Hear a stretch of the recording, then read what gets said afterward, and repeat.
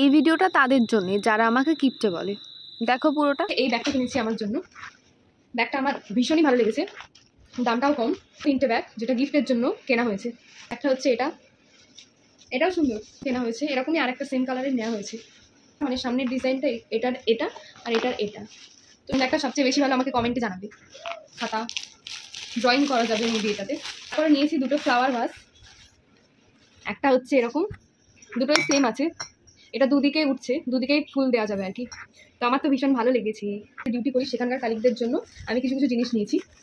আমি সেম কালারে নিয়েছি, মানে সেম 5টা আয়না নিয়েছি।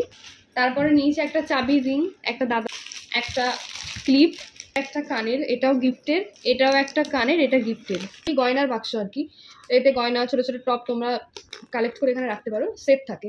যে মেয়ে বাচ্চা সে যাতে মাথা আঁচড়াতে পারে আর আয়না দেখতে পারে পড়াশোনা করতে করতে, সেই জন্য একটা এই পেন।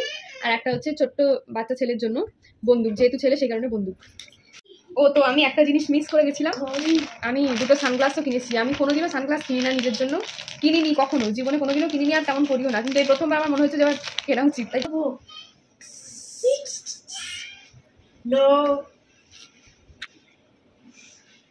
আর এটা হচ্ছে সেকেন্ডটা। তো কোনটা ভালো বলো আমাকে। আর কোনো কথা না, এবার আমি ঘুমাবো, বাই।